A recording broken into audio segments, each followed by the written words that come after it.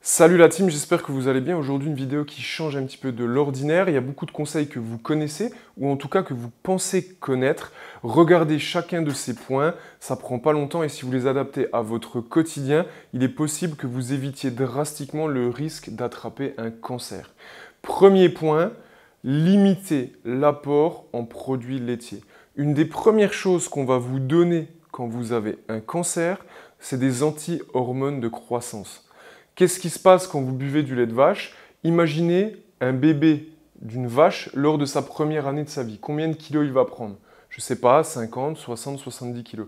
Alors que vous, quand vous étiez un nourrisson, combien de kilos vous allez prendre? Je ne sais pas, 2, 3, 4 kilos, peut-être un petit peu plus lors de votre première année. Mes chiffres ne sont peut-être pas exacts, mais vous avez compris l'idée. Pendant que vous consommez du lait de vache, il est bourré d'hormones de croissance. Et une des premières choses qu'on vous donne quand vous attrapez un cancer, c'est des anti-hormones de croissance. Est-ce que vous avez fait le rapprochement? Les produits laitiers, c'est avéré, favorisent grandement l'apparition de cancer. Donc limitez les produits laitiers et vous aurez déjà un pas en moins vers cette maladie. Point numéro 2, un des principaux, il est vrai qu'aujourd'hui la corrélation entre cancer, longévité, alimentation, ce triptyque est très importante et revient régulièrement. Il est important de comprendre le mécanisme de cette maladie. Souvent, cette maladie peut arriver quand votre corps, l'équilibre acido-basique n'est pas respecté, quand votre corps bascule dans l'acidité, et c'est quelque chose qui reviendra souvent dans les points que nous citerons après. Donc favorisez votre équilibre acido-basique, rendez votre corps basique, et pour cela, il faut manger un maximum de fruits et de légumes, des choses qui vont vous permettre de basculer votre corps dans un côté basique et de limiter les inflammations et l'acidité qui est entraînée par une multitude de facteurs dans votre quotidien. Il est important également de limiter la consommation de produits transformés, de produits le moins naturels et healthy possible, et également, si vous le pouvez, de limiter votre consommation de viande. Évidemment, je ne vous dis pas d'arrêter de consommer de la viande, j'en consomme évidemment régulièrement, mais essayez d'aller plus vers des filières de qualité, vous n'êtes pas obligé de manger de la viande 2 à 3 fois par jour. Point numéro 3, il est prouvé également que la création d'activités physiques va faire monter votre métabolisme, va créer des adaptations, va obliger votre corps à travailler comme une usine en marche, comme une voiture en fonction, pour éviter à une multitude, on va dire, de paramètres que vous avez en interne de rouiller, de stagner et de ne pas travailler. Donc faites de l'exercice dans votre semaine entre 150 et 200 minutes de façon modérée et environ 75 minutes de façon un peu plus intense dans votre semaine. Vraiment, l'activité va réduire le risque de cancer de façon importante. Point numéro 4, quelque chose qui paraîtra logique, on va les rassembler d'ailleurs les deux en un seul point, mais évitez la consommation de tabac et limitez votre consommation d'alcool. Évidemment, ces produits favorisent drastiquement l'apparition de cancers et plus ou moins de cancers spécifiques, le cancer on va dire des poumons, de la gorge, du nez, etc. pour les personnes qui fument, et la consommation également d'alcool prouve de façon importante la corrélation avec le cancer. Donc buvez un petit coup le week-end de façon festive, ça ne pose évidemment aucun problème. Si vous voulez fumer un petit cigare de façon qualitative avec vos amis, le week-end également c'est quelque chose de safe, de sympa. Mais un verre ou plusieurs verres d'alcool tous les jours et une ou plusieurs cigarettes tous les jours sont des facteurs à risque très importants et vous devez le comprendre. Il y a également un point que je tenais à vous rajouter. J'ai d'ailleurs rédigé un article sur ce point et j'ai appris, on va dire, cette information que je vous donne. Mais le plus dangereux dans la consommation de cigarettes n'est pas finalement la quantité que vous allez ingérer, mais plutôt la durée avec laquelle vous fumez. C'est-à-dire qu'il sera quasiment identique, même si la valeur n'est pas tout à fait réelle, de fumer un paquet ou un demi-paquet par jour tous les jours que de fumer une cigarette tous les jours. C'est vraiment le fait de fumer longtemps qui favorisera l'apparition du cancer, bien plus que la quantité, même s'il est quand même plus néfaste de fumer un paquet par jour, évidemment. Point numéro 5, il paraît aussi assez logique, mais je vous garantis qu'il est surtout avec Instagram aujourd'hui, et je suis désolé de le dire, mais quoique, j'allais dire c'est un peu plus pour vous les filles, mais on le rencontre de plus en plus chez les garçons, protégez-vous du soleil. Arrêtez de vous mettre au soleil toute la journée. J'ai beaucoup d'amis arabes et blacks qui ne mettent pas de crème solaire, mais mettez-en quand même.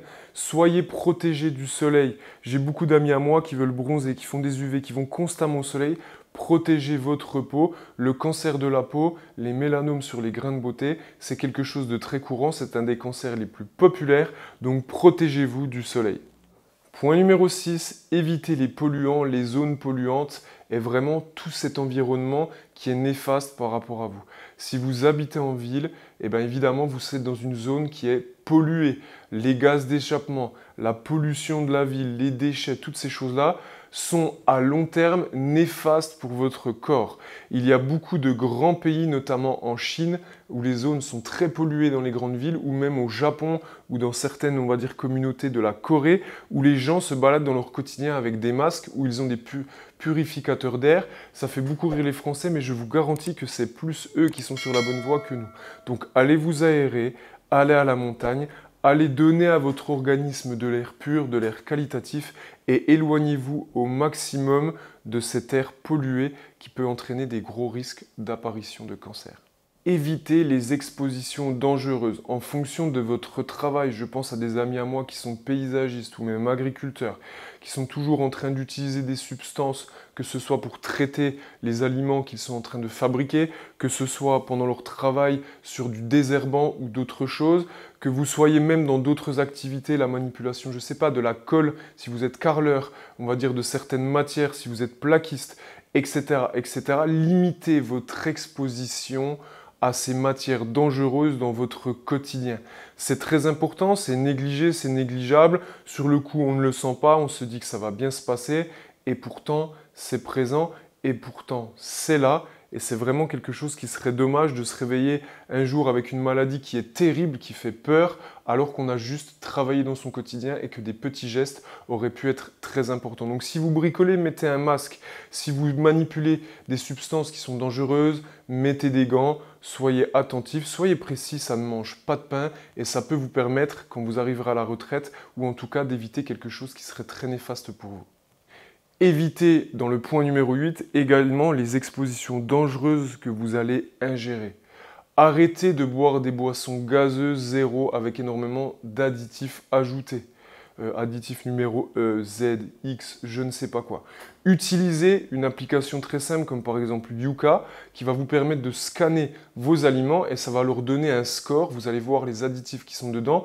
C'est un petit réflexe assez simple à adopter dans votre quotidien qui peut vraiment changer votre approche au niveau de tout ça, au niveau de ce risque d'ingestion de matières dangereuses. Croyez-moi, c'est quelque chose d'assez limité mais que tout le monde, quasiment tout le monde, dans son quotidien, passe outre, ne fait pas attention. Je mange des chips Lay's, je mange mon pain avec mon jambon qui a énormément de choses, d'additifs, je bois ma canette de coca. Ok, aujourd'hui, je vais peut-être prendre un iced tea parce que ça me paraît un peu plus safe, mais attendez, détrompez-vous, regardez ce qu'il y a dans l'iced tea, regardez ce qu'il y a dans vos jus d'orange.